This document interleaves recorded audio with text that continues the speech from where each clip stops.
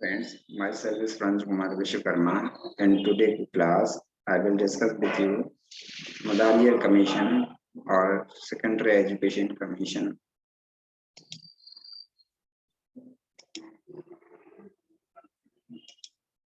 चलिए देखते हैं what is Madaliar Commission और Secondary Education Commission.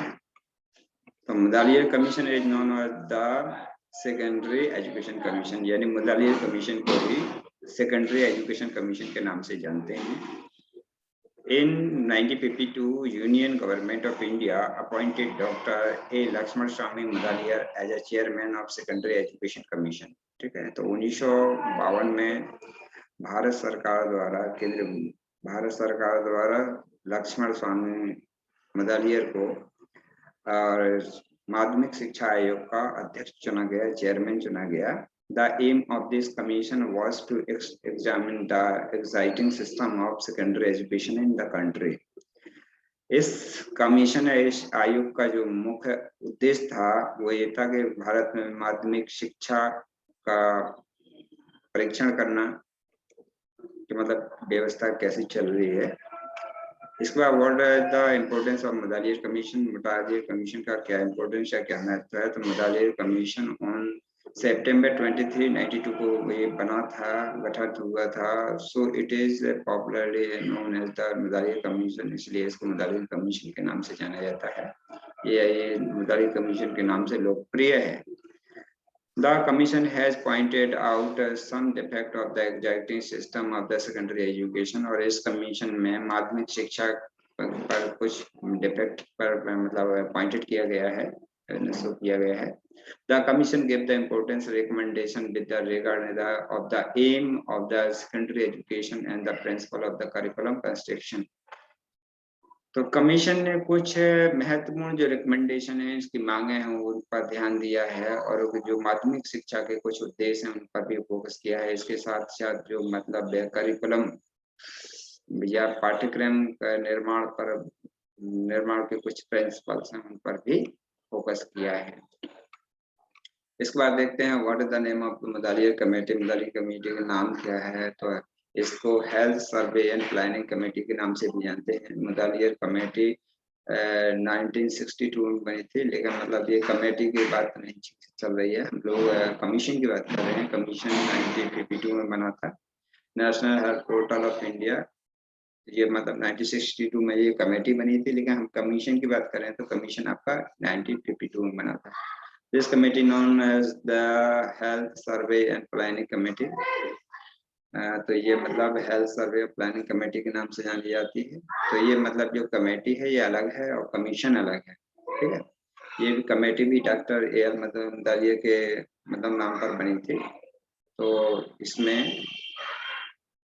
ये उन्हीं से संबंधित है, इसलिए इस टॉपिक साथ में आ गया है.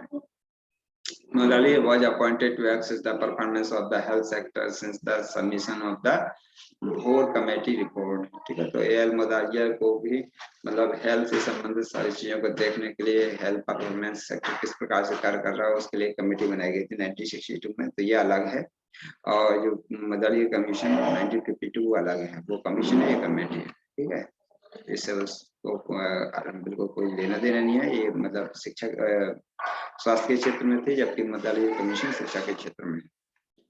What suggestion was given by the Mudaliar commission. तो मदालियर कमीशन के द्वारा क्या मतलब सजेशन सुझाव दिए गए, तो देखते हैं. Commission recommended that the middle और जूनियर सेकेंडरी और senior basic stage should cover period of 33 years. तो इसमें बताया गया है कि जो आपके मिडिल या जूनियर सेकेंडरी एजुकेशन है या सीनियर बेसिक एजुकेशन है तो वो 3 years की होना चाहिए. And higher secondary education should be a period of 4 years. और जो हायर सेकेंडरी एजुकेशन है वो आपका 4 year का होना चाहिए, यानी जूनियर 3 years का होना चाहिए और हायर सेकेंडरी एजुकेशन या माध्यमिक शिक्षा आपके 4 साल की होनी चाहिए. ये मतलब मदालियर कमीशन बताया गया था. मदालियर कमीशन वाज कंप्राइज्ड ऑफ. तो मदालियर अपॉइंटमेंट किस किस का हुआ था, किसके द्वारा किया गया है, appointed by the government of India. तो इसका अपॉइंटमेंट भारत सरकार द्वारा किया गया था. इसके बाद चेयरमैन, इसमें कौन कौन लोग अपॉइंटेड हुए थे तो देख लेते हैं। चेयरमैन डॉक्टर लक्ष्मण स्वामी मुदालियर जो कि चेयरमैन थे।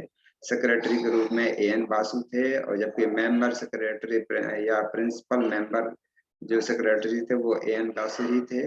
असिस्टेंट सेक्रेटरी ये डॉक्टर और भी नाम रहे होंगे, ठीक है। डॉक्टर दौलत सिंह कोठारी भी थे इसमें शामिल। इसके बाद report submitted on 29 August 1953, 15 chapter, और इसकी रिपोर्ट 29 अगस्त और 53 में शामिल की गई, ठीक है। तो ये मतलब ये इसके मेंबर्स थे। इसके बाद देख लेते हैं हु ड्राफ्टेड मुदालियर कमीशन, ठीक है। तो मुदालियर कमीशन को किसने मतलब शुरू किया, किसने ड्राफ्ट किया, तो this report propose the reconstruction of the education system in tune with the vision of the Indian constitution, ठीक है। तो ये रिपोर्ट जो मतलब शिक्षा को पुनर्निर्माण करने के लिए मतलब बनाया गया था ये कमीशन, ठीक है। एक भारत में भारत अच्छे भारत का सपना देखा गया था। The secondary education commission was set up under the chairmanship of doctor A Lakshmana Swami Mudaliar 1952 के पहले बता चुके हैं कि जो माध्यमिक शिक्षा आयोग था वो मतलब डॉक्टर ए लक्ष्मण स्वामी मुदालियर की अध्यक्षता में 1952 में मतलब सेटअप किया गया था। इसके बाद देख लेते हैं how many page are there in Mudaliar commission report. तो मुदालियर कमीशन रिपोर्ट में कितने पेज थे, तो इसमें 240 पेज थे। Introduction. In Mudalia Secondary Education Commission was appointed on 23rd September 1952 by the Government of India and submitted its reports on 29 August 1953, 240 page consisting of 15 chapter, ठीक है।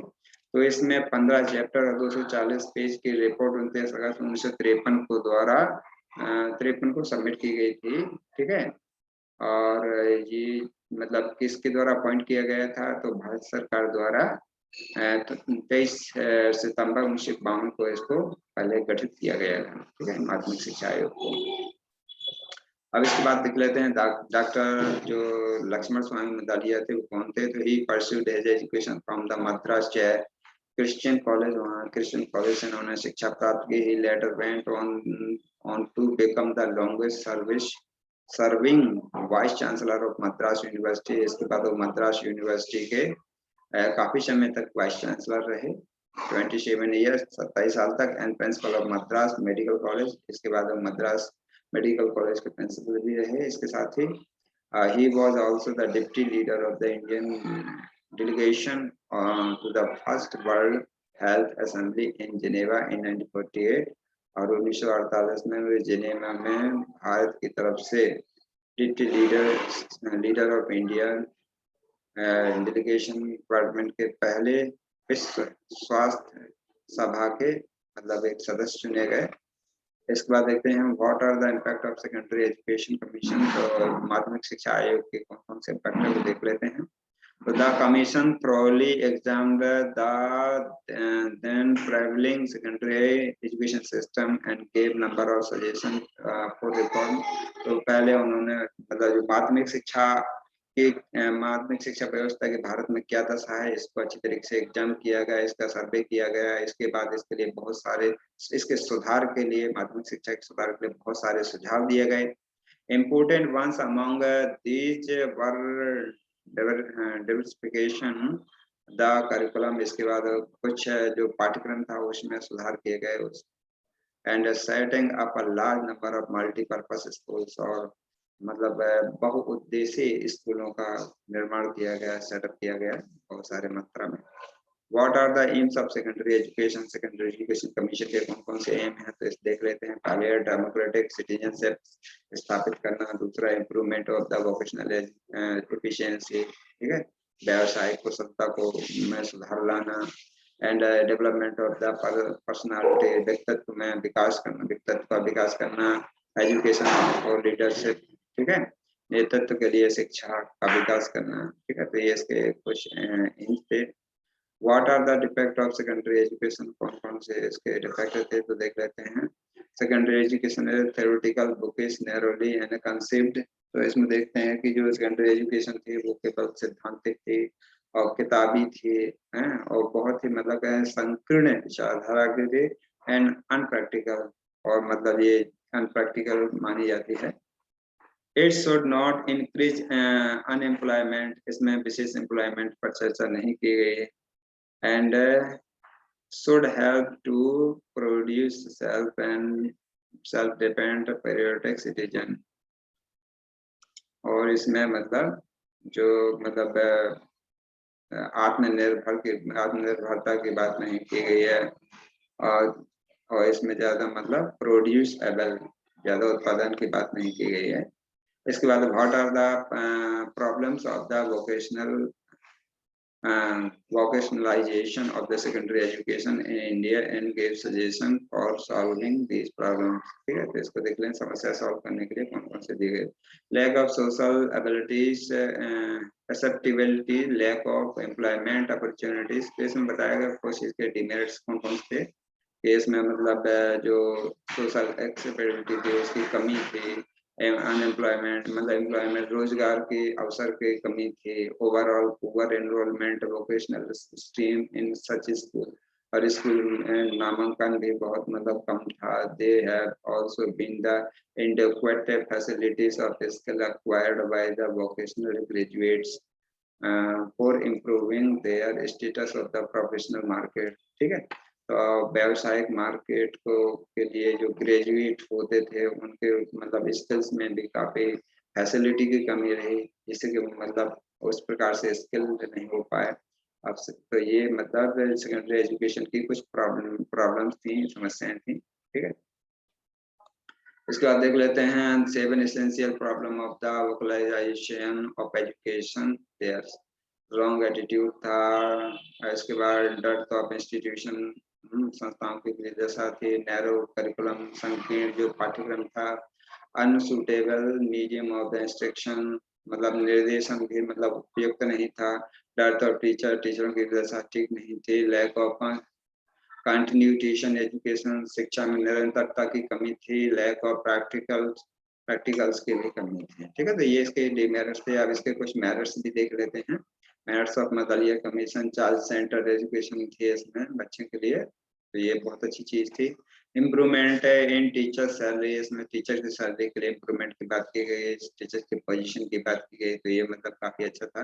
को करिकुलर एक्टिविटीज, इसमें मतलब सह पाठ क्रियाओं की बात की गई, एक्टिविटीज की बात की गई, ये अच्छी बात है। No more stress on the external examination, इसमें एक्सटर्नल या बाहरी परीक्षा का कोई भी स्ट्रेस नहीं था।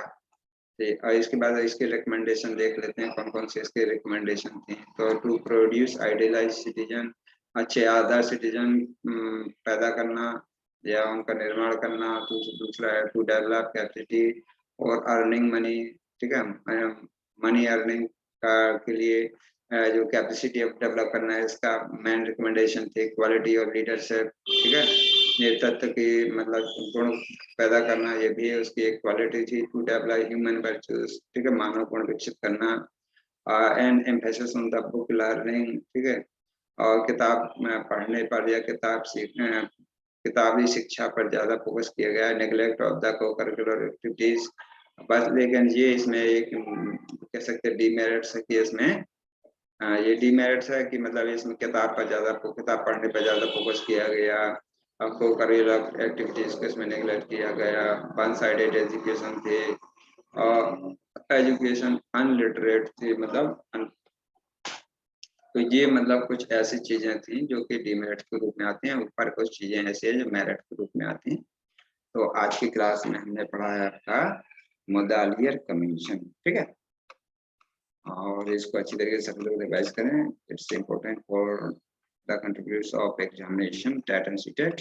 ठीक है, और बीएड के लिए ऑल्सो। और यदि आप लोगों को वीडियो पसंद आया तो सभी लोग लाइक एंड सब्सक्राइब अवश्य। Thank you.